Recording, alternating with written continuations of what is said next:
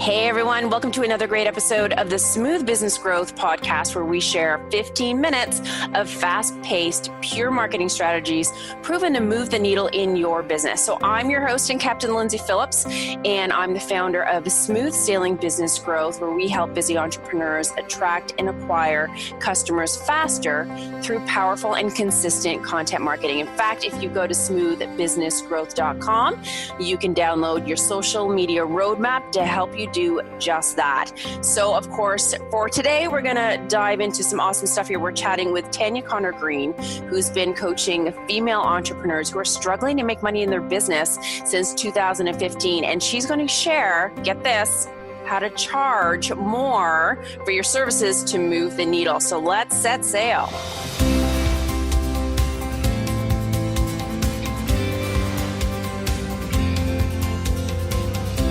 Welcome aboard, Tanya. Thank you. I'm so happy to be here. I'm so excited to talk about this topic right now. Awesome. I love your term on your website, by the way, ladypreneurship. That is awesome.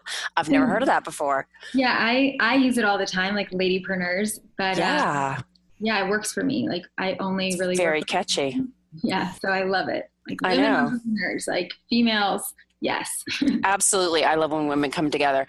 And so, of course, today we're talking about money, and a lot of people, they just don't talk about it, right? What they charge for their services, what they charge for their products, what their profit margins in. It's just not something we talk about. So what are some of the biggest mistakes that we do as entrepreneurs when it comes to pricing our products or services?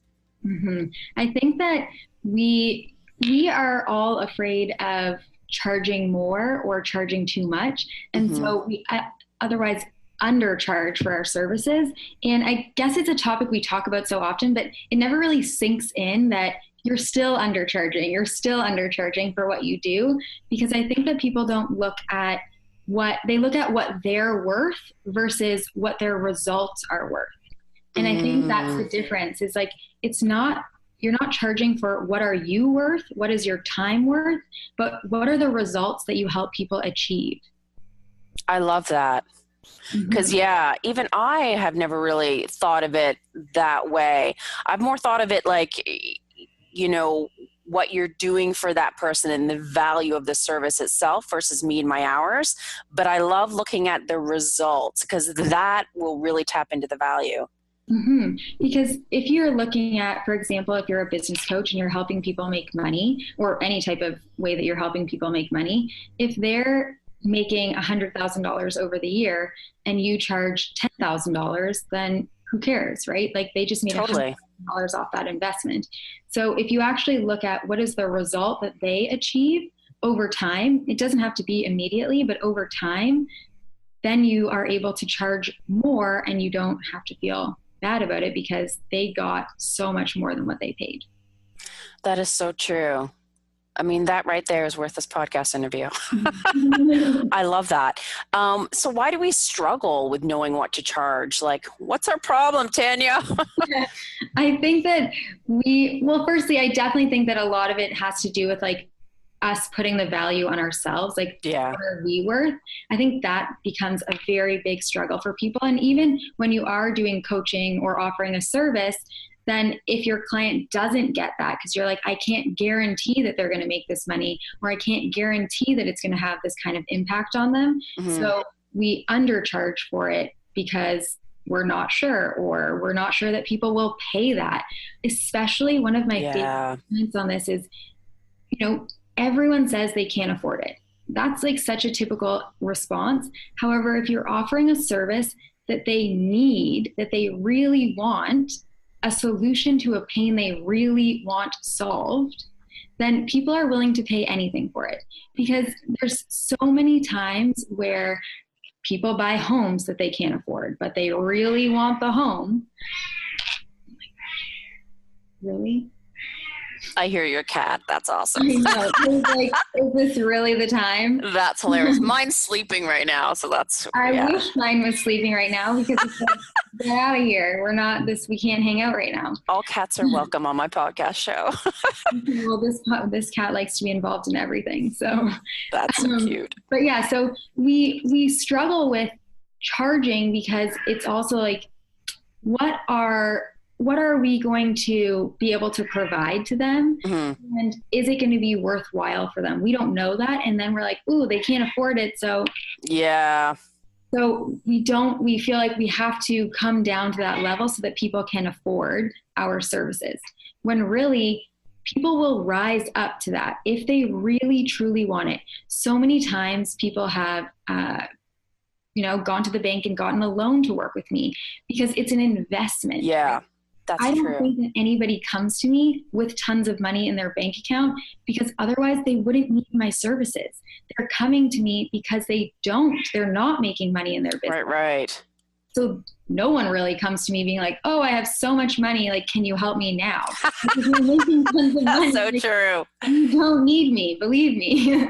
So I think that that's the discrepancy, where we expect that people are going to come to us being like, oh, I have all this extra money. So can I pay you to help me with this? Yeah, that makes sense. And I know you coach people around this whole money mindset. Now, I understand what money mindset is, but I didn't used to. So what does that really mean? I think that your money mindset is, what is your relationship with money? How do you view money? Do you think that you need to work hard to make money? Do you think that there's a limited amount of money? Some of my clients will say, they have this mindset that if they make money, it automatically like goes out as quickly as it comes in, or that they need to hold on to their money really tightly because who knows when the next time you're going to make money is. Right. And I think that money flows. Like we don't own the piece of paper. We don't own the money in our bank account. It's supposed to flow in and out. It's supposed to come in and it's supposed to come out. And there is a lot of money in the world. Oh yeah. It's not a limited source. So there's always enough for everyone. So why can't it fall in your lap? Yeah, exactly. Well, like, you believe that it can. Yes. It always blows my mind because I never was into the woo-woo stuff before I started my business. Yeah. And ever since I started my business, you really have to trust that what is meant for you won't pass you by, and that you are on purpose and it is going to happen for you. You really have to trust. And every single time, like, I release the control and over my money, it flows so much easier. That is so true. I'll never forget the time where I actually said, like, there was a big client, but I kind of, knew she was going to be a pain in my ass. Mm-hmm. And it just wasn't work that I wanted to do. But I'm like, oh, but I can't give that money up, right? It's money. And then I just went, I can't do it. So I oh, it's not a fit, whatever. And I felt so guilty. But on the other hand, I'm like, I'm in a place where I can pick and choose who I want to work with. And honestly, as soon as I did that, it's like the next week, like I had prospects out of the woodwork. It's like, it just, if you change your mindset on that, it just comes right back at you. Mm-hmm. It's so true. I actually tell that to my clients all the time, and with myself as well. Like, if there is a client that is not a good fit for you, like, say goodbye. Yeah. Contract, it's not worth your energy. It's not worth your time. And when you cancel their contract, and it says to the universe, I trust yes. that by saying no to this, I'm saying yes to my dream clients. I know. I totally believe that. So if our, money mindset is in the gutter and in a deficit, how can we improve our money mindset? What can we sort of tell ourselves or do to create a better relationship with money, I guess? Mm-hmm. I think that firstly, it's about journaling. What are your past or family beliefs around money? Identifying and becoming aware of what are your actual mindset around money. Like, do you think that money is hard to come by, or that you need to work hard for it? Whatever your money mindset is from your family, it usually comes from your family, what you grew up with. And then once you identify what those are, turning them around into something positive and something that allows money to flow to you, and creating affirmations, in my opinion, I do money mindset work every single day. So it's something, what are your beliefs around your new beliefs, the new stories, and telling that to the universe, like actually saying it out loud, writing it down, telling people, speaking it. When you catch how you speak about money, And one of my favorite things is when you feel like you don't have enough, actually giving something, whether it's 25 cents, $1, $100, but being charitable in some way. Sometimes I will just go to the drive-through and pay for the person's meal or coffee behind me, because you're sending a message to the universe that you know that it's going to flow back to you. And it always comes back to you like exponentially. It's really crazy. It so does. And it does sound all woo-woo-y, but it does work. I mean, whenever I freak out because it's like, okay, invest in a coach or a new course or a business trip, I instantly kind of, panic mode. I don't know if I want to give that money up, but then I'm like, okay, just say yes anyways. And then as soon as I say yes and I invest in whatever that thing is, I always get it back. Like I really do. Yeah. And one of the things I love saying is when you spend money that feels uncomfortable, like saying out loud, like there's a lot more where that came from. Yeah. Because there always is. And it's crazy how literally like nothing needs to change. You can invest in something and then like the next day or that same day, you'll have a new client or you're making. Yeah. So I like look at it as like, when I invest money into my business or into something, like if this helps me get one new client, it'll be worth it. Looking at the return on investment, what are your expectations for return? That's a good point. And that's how I like make money decisions, because you're not just spending money like recklessly. You are spending it and investing it in something that's going to grow your business or make your life better or happier in some way. And then really identifying like, what is the result that I'm looking to achieve with this. Cool. And I do want to ask you about wise decisions on spending money, but I want to get back into entrepreneurs and how we can kind of change our profits and charge more. Are there any tips to like increase our profits or to charge more? Are there any do's and don'ts? Because for some people it can feel really overwhelming. So firstly, if it feels uncomfortable, great, because that means that you're going to show up really incredibly versus if you are feeling like you are undercharging. Like the way you show up when you feel like you got shortchanged is so different from the way you show up when you feel like you're being overpaid. So you should feel like you're being a little bit overpaid so that you show up really freaking powerfully. That's true. I've never thought of it in that way. So that's number one. Number two, I typically, with my clients, allow them to like they can do what they want. But my suggestion is that they take on 3 clients at that price and then they increase it. And it has to be an increase so that you're constantly growing and pushing yourself and increasing it by a significant amount. We're not talking like $100, $200. Like I'm talking like $1,000, like doubling it or like adding 50%, because you want to be growing. And as long as you're continuing to provide, your clients are still getting those results, then it brings all of you up, right? They show up more powerfully and you show up more powerfully. When people pay more for things, they value it more. And they show up differently as well, which means that they get better results. The clients I have that pay more money get better results. Interesting. So when you're looking at increasing your prices, like if you're working with clients, I would say 3 clients, then increase. And then sharing it with your list, with your social media, like my prices are increasing. I have spots left at this price. When it opens again, it will be this price. And when it's significantly more, people take action to book with you then. I'll never forget a couple of years ago when my business coach told me to like raise my rates by X amount. And I was like, what?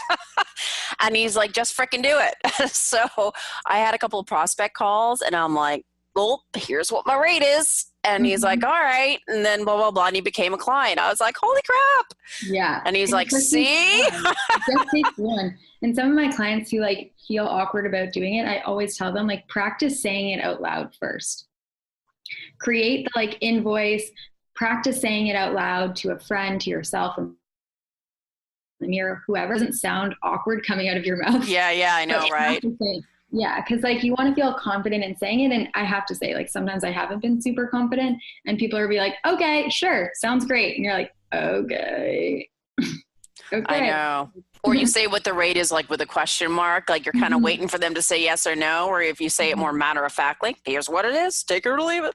And know that like they can afford it if it's something that they truly desire. So I think that hitting a point or a pain point that people really want solved is the key with charging. If you're charging for something people are like, oh, I could take it or leave it, I don't really care if I have that, then you're not going to be able to charge a higher amount. But if it's something that people truly need help with, then, you know, it's easier.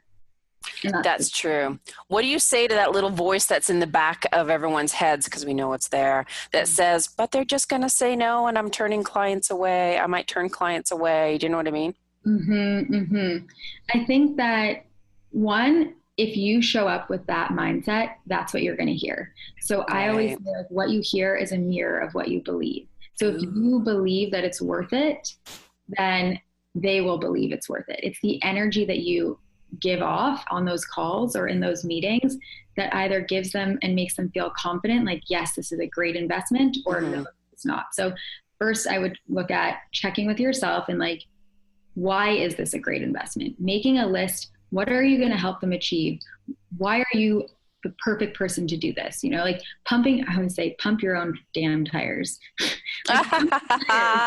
You know, pump your tires. Like, you're great. You're in this for a reason. Now list them out, speak about it, talk to them about why this is going to be a great investment for them.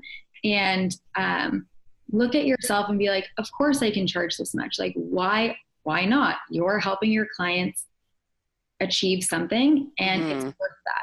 So sometimes I'll even look at like testimonials or things that people have said about you and, you know, pump yourself up before you're going to say that to them so that you're prepared and you exude the energy of confidence, because nobody wants to hire somebody who they're like, maybe I can help you. Like, I don't know. No one's going to hire you if that's the mindset that you go in with. So go in knowing that this is great and feel confident, and looking at how you help them achieve that, like really making a list and becoming aware of why is this a great investment for somebody so that you can speak that. So true. And I like having that list handy so you can kind of look at it when you need to. Yeah, totally. Because it's so much of a natural and easy thing to like self-doubt, limiting beliefs, where it's like you have those good things right in front of you. And one of my greatest questions on calls that I love to ask people at the end, when you're like, you know, you need a little bit of a confidence boost from the person who's on the phone with you, you can always ask them like, what's shifted for you while we've been on this call together? Because then they will tell you how powerful your conversation has been for them. And then when you start talking about the money part, they have that at the top of their mind. Oh, that is gold, girl. Yeah, it's a great way to like pump your tires or have someone else pump your tires. Yeah. Before we go into talking about that. So they've already identified and cemented in their brain why this has been powerful, and then why going forward it's going to be powerful for them. I love that. That is awesome. And I love how you say, you know, we don't have to work harder, that you can actually work less and make more, because many of us don't believe that, right? Oh yeah. It's definitely a struggle of like doing less and trusting that what you're providing is sufficient for what you're charging. But I think that at least my perspective on it is that I'd rather work with fewer people and charge more, make more, because I help them rise up, I rise up, and like you have to set the example. So if you're working super hard and then saying, you know, you can work smarter, not harder to everyone else, but you're not living that, then again, you're like out of alignment and your vibes don't really attract that. So we have to trust that what we're providing is enough. Yeah. And like your life, like you didn't get into this job to create like a 24-hour job instead of a 9-to-5 job. Totally. So, you know, actually creating that freedom for yourself, like I actually time block it into my life, because otherwise I do fill the space with working. And so I time block like time for fun, time for other things.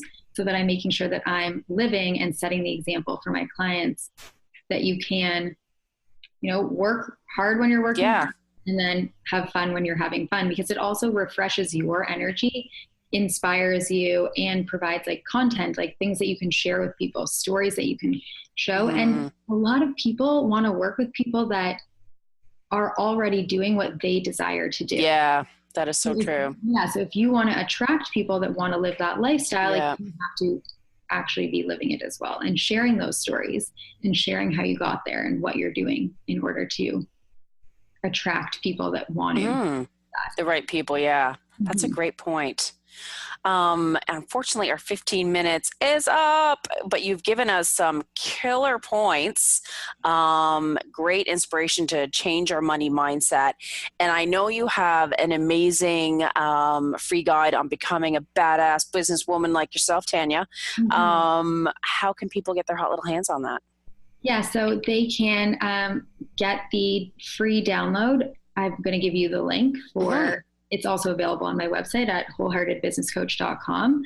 And if they grab that free guide, they'll also get an opportunity to purchase my Go-Getter's Guide to Making Money, which is an entire course, a 5-module course on how to make more money in your business, how to attract more money, how to change your money mindset. And that's available after you download the free guide for $7. So it's typically $97. What a steal. Yeah. Yeah. So it's really awesome that you get into my membership area and everything. So I highly recommend it. I think that it's so, so important. Like your money mindset is the thing that either makes or breaks how much money you make. Oh my God. Absolutely. We were talking kind of before we started, and I went through a whole thing in the fall, and it has such a powerful impact on the profitability and how much revenue you can bring in and your lifestyle. So thank you so much for all your great tips. Thanks. And if you're not making money, you're not helping anybody. So you got to be making money to help people. That is a very good point. That's a good spot to end it. So this week's 15-minute cruise, folks, to move the needle in your business has come to an end. Thanks again to Tanya. And of course, you can go to wholeheartedbusinesscoach.com for more information on how Tanya can help you. And if you're looking to achieve faster growth through content marketing and social media marketing, of course, look no further than smoothbusinessgrowth.com. So have a profitable and productive week, folks, and may the wins always be at your back.